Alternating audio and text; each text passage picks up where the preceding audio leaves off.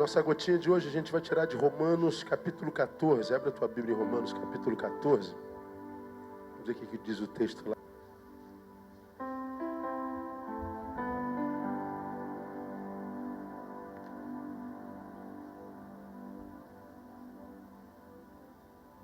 Romanos capítulo 14. Nós vamos ao versículo 17. Diz assim o texto: porque o reino de Deus não consiste no comer e no beber, mas na justiça, na paz e na alegria no Espírito Santo. Vamos juntos? Porque o reino de Deus não consiste no comer e no beber, mas na justiça, na paz e na alegria do Espírito Santo. Mais uma vez. Porque o reino de Deus...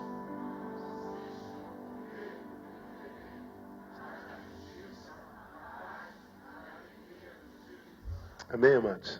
Sentem um pouquinho.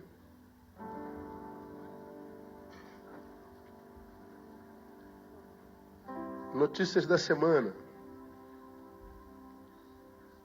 Homem mata a esposa a facada. Um filho de 10 e um filho de 6 amarretada. Os joga andar e depois pula. Vocês acompanharam isso ali na Barra, né? Então ele esfaqueou a esposa, matou. E depois joga os filhos e ele mesmo pula do 18º andar, Barra da Tijuca. Deixou uma carta alegando dívidas, não teria mais como sustentar a família. Menos de 24 horas depois, um homem de 41 anos se joga com a sua filha de 4 anos do 17º andar do prédio do Tribunal Regional do Trabalho na Barra Funda, em São Paulo. Endividado, um motoboy esperava o ganho de uma causa. Me parece que ele perdeu a causa e ele se jogou do 17º andar com a filhinha de 4 anos. Ambos, evidentemente, morreram. E nessa semana também, algumas horas depois, foi anunciado o divórcio de William Bonner e Fátima Bernardes, depois de 26 anos de casados. Alguns afirmam que uma das razões do divórcio é porque ela passou a ganhar mais do que ele. Não sei, ninguém saberá, não é? As fofocas estão rolando por aí. Bom, primeiro mata os filhos, a esposa e se joga.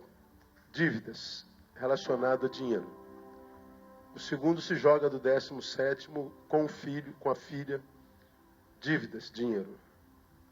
O divórcio, dizem, pode ser por causa do dinheiro, só que por causa do excesso. Então, os 3 casos estão envolvidos com dinheiro, matéria. Agora me respondam, vocês sabem. Qual das 3 situações deu mais visualizações nas redes sociais? O assassinato da família, o suicídio do pai de família com a criança de 4 anos, ou o divórcio do... Qual que deu mais? O divórcio. Se somar as visualizações do primeiro e do segundo caso, não dá 1/10 das visualizações que o divórcio dos astros causou nas redes sociais. Interessa muito mais a sociedade contemporânea o divórcio de 2 astros do que a desgraça de 2 famílias. Diz alguma coisa isso? Revela alguma coisa?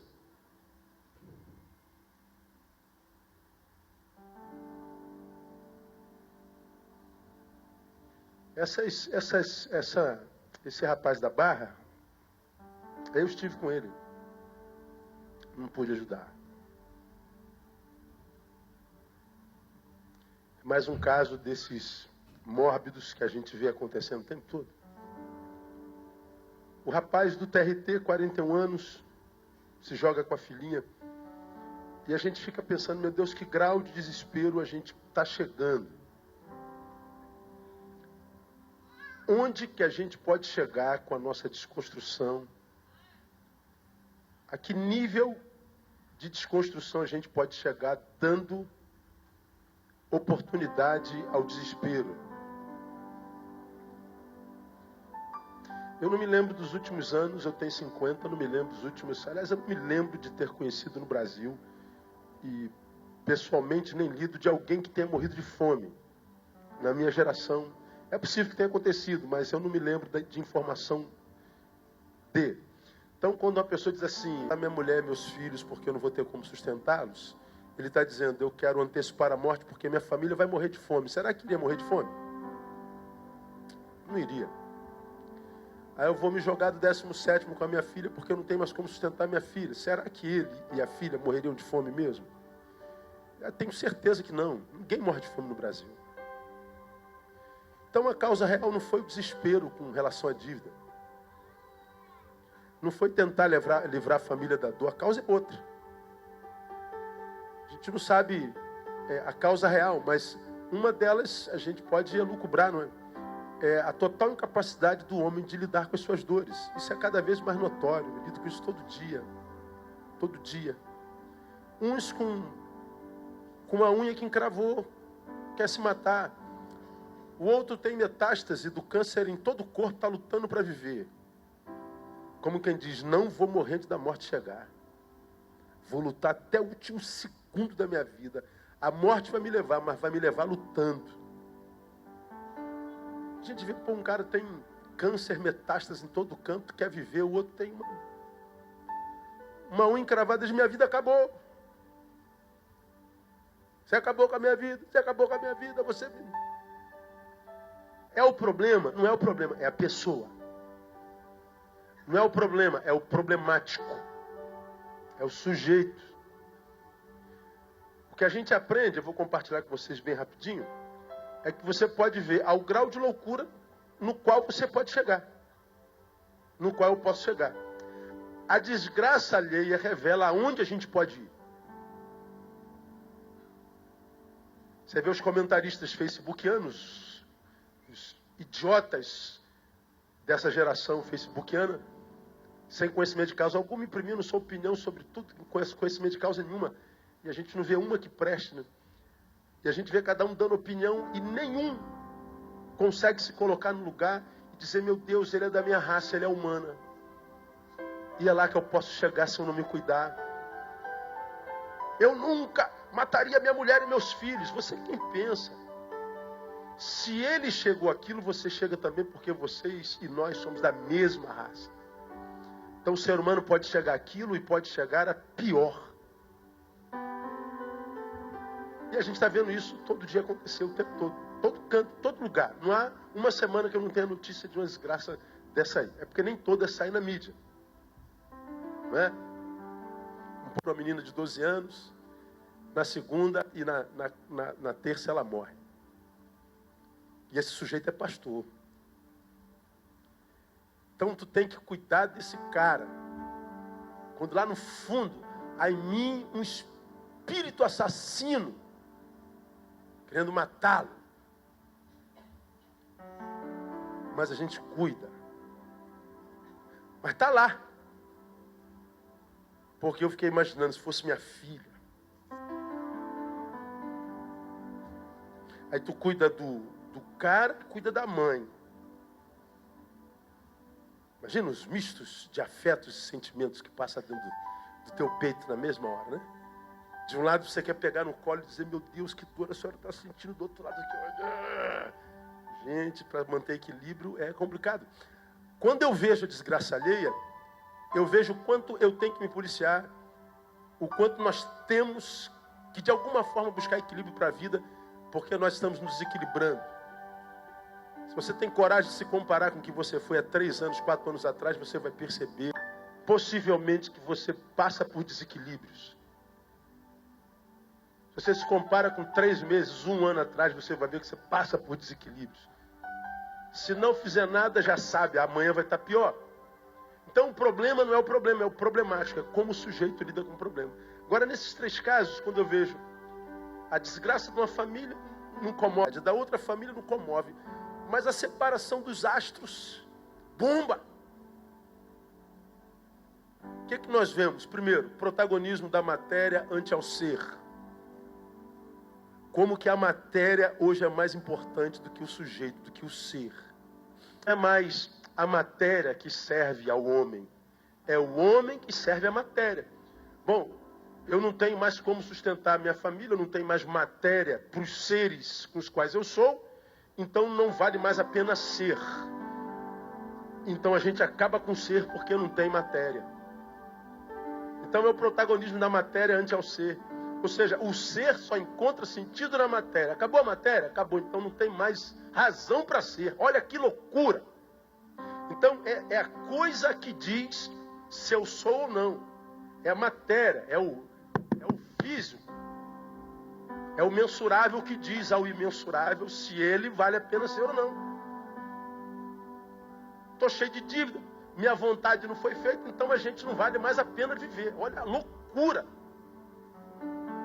E a gente se esquece que nasceu nu. A gente nasceu desdentado e pelado, né? E vai voltar sem nada para o túmulo também. Agora a gente vai se deformando de tal forma que não é mais. Isso aqui não está mais a meu serviço. Esse microfone existe aqui, ó, para me servir. Mas não, uma coisa muda. Ele tem protagonismo e se eu não tenho. Ou seja, é a matéria que dá sentido ao ser. A única coisa por a vida é a matéria. Ou seja, vida sem matéria se transforma numa coisa desprezível. Não tem mais matéria, então eu me transformo numa coisa desprezível, que não vale a pena ser. Então esse protagonismo da matéria, esse materialismo, tem sido uma desgraça. E o materialismo graça, por quê? Porque a gente está tirando Deus das nossas relações. Estamos tirando espiritualidade, o que sobra é o bicho. Sobra esse animal que é aí dentro. Esse animal que está aqui dentro, esse bicho incontrolável, maldito, que vai ser comido pelo pó da terra de novo, para o qual não há esperança. É o protagonismo da matéria. Há pouca esperança para a nossa geração. A única coisa que dá sabor à vida é a matéria. Mas, como que a gente escapa disso, pastor? A deformação é só você comparar geração com geração. Você vai vendo que a gente vai piorando, não há esperança. Piorando. E a gente assim, meu Deus, está todo maluco, está todo mundo que todo mundo é muita gente. Tem gente lutando que está conseguindo manter equilíbrio a despeito das lutas pelas quais passa. Como que a gente se livra disso? A única forma de escaparmos dessa transformação, dessa deformação, dessa transdeformação pela qual os homens passam, a sociedade passa, é nos transformando em habitação do Espírito Santo de Deus. É o que diz o texto. A Bíblia diz assim: o reino de Deus não consiste no comer e no beber, ou seja, na matéria, na coisa. No que então consiste o reino de Deus? Na justiça, na paz e na alegria do Espírito Santo. Ou seja, não tem nada a ver com matéria. Então como é que eu escavo, pastor? A gente vê todo mundo enlouquecendo, todo mundo pirando. Como é que você faz para não enlouquecer? Transformando-nos na morada, na habitação do reino de Deus. Por que transformando-nos na morada do reino de Deus, do Espírito Santo de Deus? Porque é o reino de Deus que mantém-nos justos diante da injustiça pela qual a gente vê, injustiça para com o outro, injustiça consigo mesmo. Porque quando eu pulo do 18º, eu estou sendo injusto para não ter direito a fazer isso. E quando eu julgo que eu tenho poder sobre o meu filho para levá-lo comigo, é injustiça também. Quando eu julgo ter poder para matar minha esposa, é também injustiça. Não tem nada a ver com o reino de Deus. A única forma de eu me livrar disso é pelo reino de Deus, que é a justiça. A única forma de me livrar dessa guerra maldita que a gente tem contra o próximo, contra a sociedade, instinto de sobrevivência, matando o leão e o urso todo dia, tentando sobreviver à loucura do dia a dia, é mergulhando na paz do reino de Deus, justiça, paz. E a única forma de não ser carcomido pela tristeza. Ontem eu estava atendendo alguém no meu gabinete quando chegou a notícia da morte da menina. Eu perdi o controle e tive uma crise de choro dentro, pela primeira vez em 26 anos. Eu não consegui me controlar. Tive que pedir licença para me retirar, para ir para o banheiro, chorar, para voltar a atender pessoas. Eu falei, meu Deus, eu estou sendo afetado por esse tempo maluco. 26 anos atendendo os casos mais escabrosos de toda parte do mundo que vem gente falar comigo. Quando eu atendi o cara e depois, 2 dias depois, chega a notícia da morte da menina, perdi o controle. E eu me coloquei no lugar da mãe, coloquei minha filha no lugar da menina, e eu falei, meu Deus. Aí eu lavei o rosto e depois voltei e a vida segue. Está tudo bem, pastor? Não, está tudo bem. É assim mesmo. Isso é comum. 12 aninhos, acho que parece que mexeu. Como é que a gente não sucumbe à tristeza como essa, por exemplo? Vê desgraça o tempo inteiro. Como é que você sucumbe à tristeza? Transformando-se na habitação do reino de Deus, que diz que a justiça, a paz, a alegria no Espírito Santo. Ou seja, minha fonte de alegria não está nas coisas que eu tenho, não está no carro, não está na casa, não está no trabalho, não está nem na esposa, nem nos filhos, não está em coisa alguma. A fonte de alegria é o Espírito Santo de Deus. Ou seja, pode perder tudo, que a alegria do Senhor permanece. E a alegria do Senhor é a nossa força. Agora escuta qualquer um de vocês. Você que faz do outro a razão da tua vida, logo, logo você perde a razão para viver. Você que faz do teu trabalho a razão da tua vida, logo, logo você perde a razão para viver. Você que faz do teu namorado, da tua namorada, do teu ministério, de alguma coisa perecível a razão da tua vida, logo, logo você perde a razão para viver. Você não vai envelhecer mesmo. Vai ser alcançado pela morte. A única forma é transformando-nos na habitação do reino de Deus, porque não consiste na matéria, mas na justiça, a paz, na alegria do Espírito Santo. E vem Jesus lá em 17, 20 e 21, e diz assim: o reino de Deus não vem com aparência exterior, nem dirão ele ali ou ele aqui, pois o reino de Deus está dentro de vós. Olha que coisa maravilhosa. Não consiste em matéria, comer e beber, mas a justiça, alegria e paz.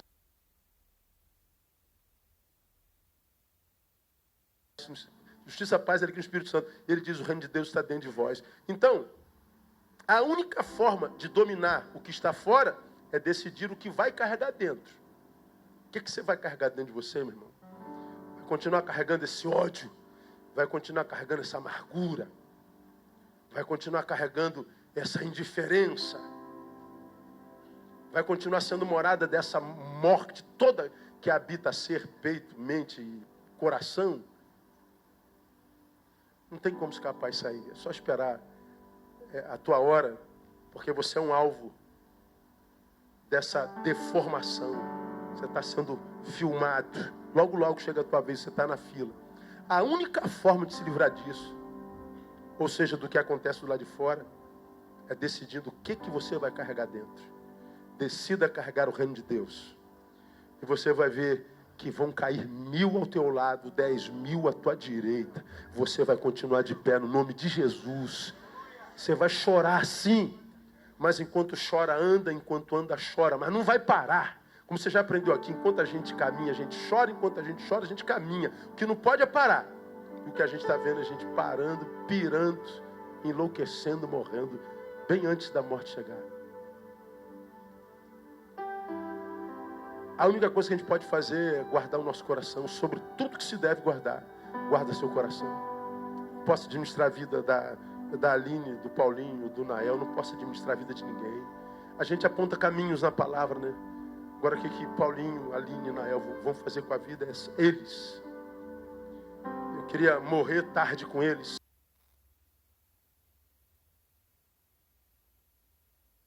Celebrando a vida. Mas se eles decidirem a morte, eu faço enterro fúnebre. Eu faço culto fúnebre, não tem problema. Eu estarei lá. Mas nós não fomos chamados para morrer. O chamado do Evangelho é: eu vim para que vocês tenham vida, e vida com abundância. Não é abundância de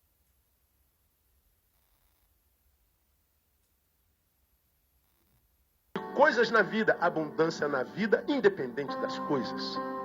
É diferente. Indiferente. Então que nessa noite o reino de Deus, se não está dentro de você, seja plantado. E se ele está dentro de você, que ele seja ressuscitado e fortalecido.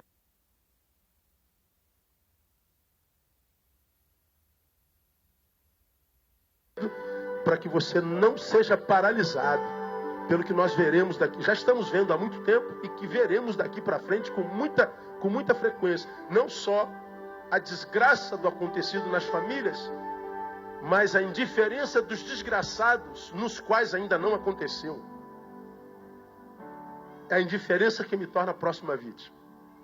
E com o reino de Deus a gente está dizendo: Satanás, você não vai me acertar, porque eu decidi carregar dentro de mim o reino de Deus para a glória de Deus. Vamos aplaudi-lo e vamos adorar. Vamos ficar de pé. Aleluia. Aleluia. Vamos orar. Curva a sua cabeça. Pai, nós louvamos o teu nome. Tua palavra é lâmpada para os nossos pés. Nos ensina como ir. É luz para o nosso caminho, aonde ir. Tua palavra nos ensina aonde e como ir. Por isso, ó Deus, gera em nós amor pela tua palavra. Gera em nós, ó Deus, paixão pela tua palavra. Gera em nós desejo pela tua palavra. Que a tua palavra conduza nossas vidas. Não permita que nós sejamos refém dos nossos sentimentos e desejos. Não permita que esse monstro em nós domine. Não permita, ó Deus, que esse bicho em nós tenha primazia. Não permita que a matéria tenha protagonismo na nossa vida, primazia na nossa vida. Nós queremos ser habitação do teu reino, onde reina paz, alegria e justiça. Justiça, paz, alegria no Espírito Santo. Que nós sejamos alvo da promessa que diz que 1000 caiam de um lado, 10.000 de outro, mas nós permaneceremos de pé, porque somos habitação do Altíssimo. Então, Deus, que tu venhas como morador desse reino, tomar o teu trono, seja o regente da nossa vida, em nosso coração, em nosso peito. Assenta-te sobre o trono que há no nosso coração. E recebe nessa noite toda a honra, toda a glória.